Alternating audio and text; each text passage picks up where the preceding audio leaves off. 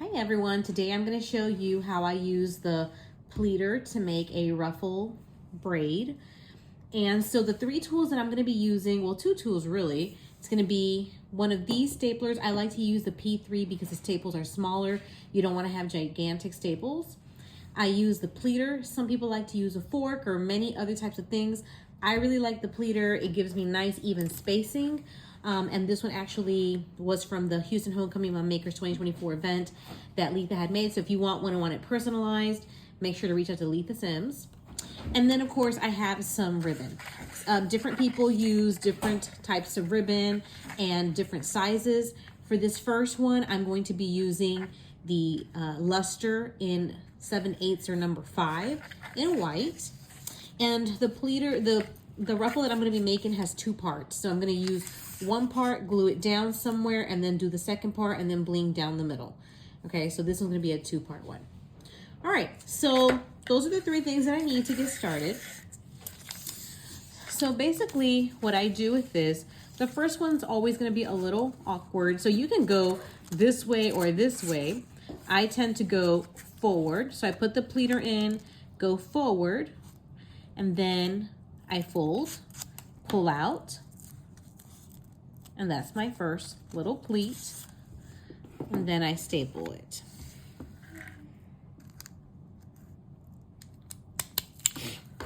I try to staple it as close to the edge as possible without coming over the side.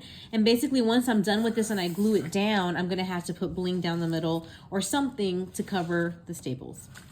All right, so the next step that I'm gonna do is anytime I make a fold over here, I want to have this meet it at the seam. Okay, so I'm gonna take my pleater and bring it like this forward. Then I take it out. Now I have another little pleat. So now I'm gonna staple it. And so now the seam is on the back, right? It's back here, that fold. So I'm gonna take my pleater and fold forward and meet the seam in the back. Remove and staple.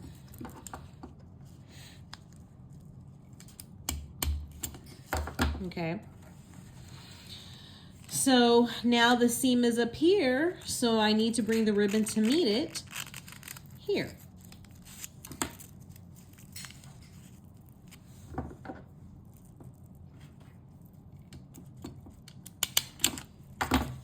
Now the seam is in the back, so I need the ribbon to meet this way. Now, what is the advantage of using a pleater? For some people, they rather use their hands. They just fold it with their hands. You can do whatever you want to do. You know, you can use a fork, you can use it with your hand, you can use a pleater. The reason I like the pleater is I really like it to be as precise as I can make it be. And the pleater brings me that precision. Some people don't need that, that's cool. You know, you don't have to use it. All right, so now I have the seam up here. So I bring it this way. And I want to meet so there's not, to keep it consistent, I don't want it to be a huge gap.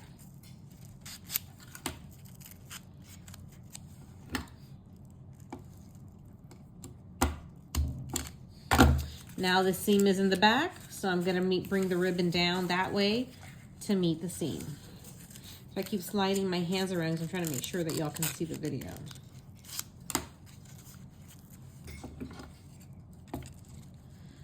All right, and so on and on I go. Okay, so once we're done with our pleating, you can see here I have one made. When it's like this split, I'm gonna need to get a second one to put on the other side, and then we bling it down the middle. But what I want to show you how to do right now is actually attach it to the back ribbon. So basically what I did is I measured how long all my pleats were, like the whole thing, and I got an equivalent size in a ribbon. Some people use, again, if you use like 1 inch, maybe you want to use a 1 inch here, but I use the 7/8 or number 5, so that's what I use here. As long as it's covered, it's okay. So what you want to do is you want to make the pleated ruffle be like roughly about halfway down, because the other one I'm gonna put on this side and then cover the staples in some way, either with bling or with another ruffle. There's different ways to do that. So what I want to show you here is like the way that I attach it that I found to be easiest. Again, you can try it and see what works best for you. So in the back, you see the back of the pleat. I always like to glue on this side. It just makes it, like I don't want to get the glue through here, so I just need to get it through here. So I tend to do 1 or 2 at a time. At the very beginning, I do 1 at a time, put it down, and then glue the next one. Okay, so I'm gonna go ahead and start gluing down. I'm gonna pick the side that is opaque. This is like my bright side, so I want this side up. I want it to be in the middle. And I'm gonna start by gluing right here. So I'm gonna glue on the staple.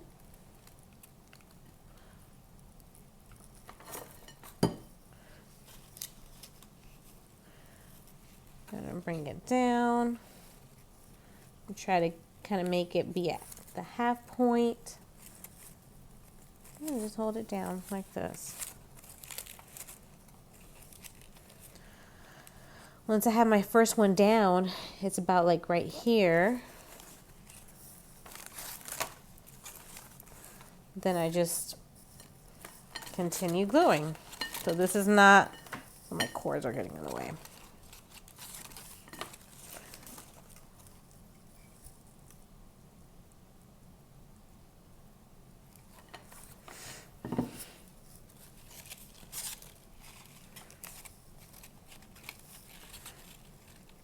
And I press it down.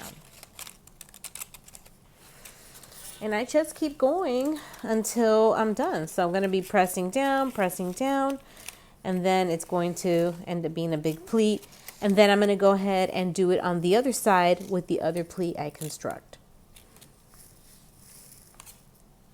Okay, so this now demonstrates the completed version of having 2 sides. I use a little pale like peach pink on one side and white on the other side. And then I glued the pale peach one on top of the white. You can see only 1 pair of staples, and that's because I glued it right on top of the white staples. So basically now this needs to be covered up, and we can do it 2 ways. One way we can do it is just by adding bling along the edge. And I don't have the bling in my house with me. That tends to be at my other shop, which is in another house. That's where we go and do our finishes. So I don't have that with me, but that's what you would use, some bling. Another way of doing it is by covering it like in a slightly different design with more ruffles. So the way that I did this is these outside right here, I'm using number 5. So 7/8, number 5. And in here, I'm using number 3. And so what I did is I made 2 sides. You can see the 2 sides of the ruffles. And then I just glued it on, but I glued it more at an angle so that it could look a little bit more. Again, you could maybe just glue it, you know, a couple of places here and there so that the staples don't show. So that's one way of doing it. And another way of doing what some people do, and I do think that this looks a little bit better whenever you're using like number 9. So let me just scoop this one down. What some people like to do is they get a dot of glue and bring it together like this. I don't know if y'all can see that. Okay, and they close it up like this, right? Or maybe they'll put like bling in between one and then close one, and then bling in between one and then close the other one, and with a dot of glue.